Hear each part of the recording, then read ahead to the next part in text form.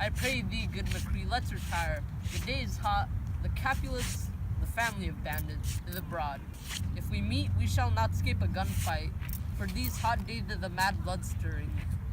Thou art as one of those fellows that when he enters the confines of a saloon, claps his peacemaker upon the table and says, God send me no need of thee, and draws upon the jar, although there's no reason to be drawn. Am I really like such a fellow? Come, thou art as hot as a jack in thy mood as any in Texas. And what for? Nay, and there were two such. We should have none shortly, for one would kill the other. Thou wilt quarrel with a man that hath a hair more or a hair less in his beard than thou hast.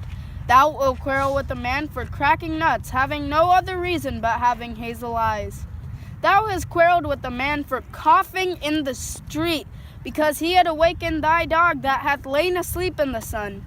Didst thou not fall out with the tailor wearing his new doublet before Easter, and yet he ties his boots with a rope, and yet thou wilt tutor me about quarreling? Am I worth so apt as to quarrel as thou art? Any man should bite the fee simple of my life for an hour and quarter. The fee simple, oh simple. By my head, here come the Capulets. By my heel, I care not. Gentlemen, good den. A word with some of you? A word? Couple it with a word and a blow. You shall find me apt enough to that, sir, and you shall give me occasion. Could you not take some occasion without giving? McCree, thou consort with Vic. Consort? What dost thou make us, minstrels? Zounds, consort. Gentlemen, we speak here in the public haunt of townspeople. Either withdraw unto some private place, reason coldly of your grievances, or else ride away from here, for here all eyes gaze upon us. Men's eyes were made to look. I will not budge for no man's pleasures. Well, peace be with you, sir. Here comes my man. But I'll be hanged, sir, for if he wears your vest. Mary, go before to hills. He'll be your follower. Vic, the love I bear for thee can avoid no better name. Thou art a bootlicker. Helen, the reason that I have to love thee doth much excuse for the appertaining rage to such a greeting. But liquor am I none, therefore farewell. Son, this cannot excuse the injuries thou hast done unto me. Turn and draw. I do protest I never drew on thee. Oh, vile submission. Alistocata carries it away. Tybalt, you bandit, will you walk? What wouldst thou have with me? Nothing more, King Cats, than only one of your 9 lives. Make haste. Guys, Bill, take their weapons. Forbear this outrage. The sheriff expressly forbid this kind of banding in during those streets. Hold, Alan, good with me.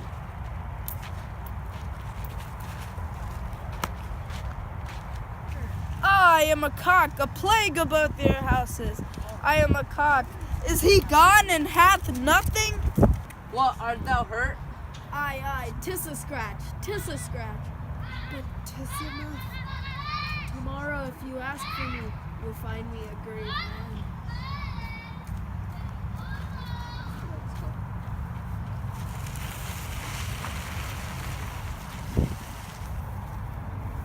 Rick, brave McCree is dead. That gallant spirit hath aspired the clouds, which too untimely here scorned the earth. This but begins, the woe others must end. There is that murderer Talon. Thou wretched boy, thou didst consort him. This shall determine that.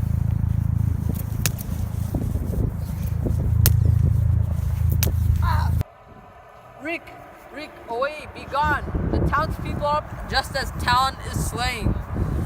The prince shall doom thee death if thou art not taken. Oh, I'm fortune's fool. What, dost thou stay?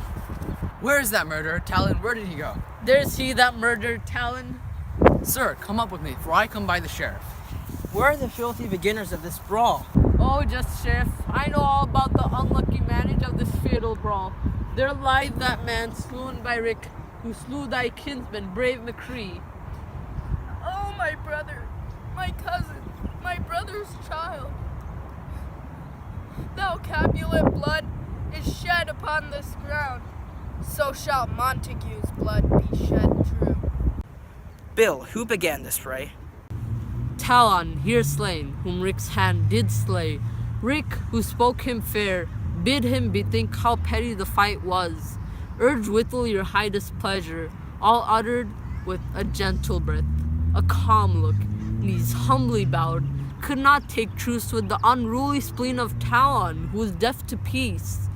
But that he shoots with piercing steel at brave McCree's chest, who, all as hot, turns deadly point to point, and with the martial scold, with one hand beats aside cold death, and with the other sends it flying back at Talon, whose dexterity retorts it. Rick, he calls out, hold friends, friends part. And then, swifter than his tongue, his agile arm beats down their fatal points and twixt them rushes, underneath whose arm an envious shot from Talon hid the life of stout McCree. Then Talon fled. However, by and by comes back to Rick at once, and then Rick with newly entertained revenge. And then too they go like lightning, for I could draw to part them. However, will the life of stout Talon hit. This is the truth, or let brave Bill die. Lies! The feelings that he is a Montague makes him false. Make him tell the truth. Rick slew him, he slew McCree, who now the price of his dear blood now all. For killing thy Capulet's kinsman, Rick shall be banished from the streets of Durango.